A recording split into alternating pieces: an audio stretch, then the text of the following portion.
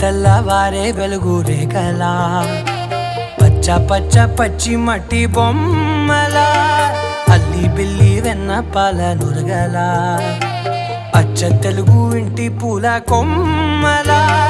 దేవదేవుడే పంపగా ఇలా దేవతే మా ఇంట అడుగే పెట్టెనంట బ్రహ్మ కళ్ళలో కాంతులే మా అమ్మలా మా కోసం మళ్ళీ లాలి పాడేనంట.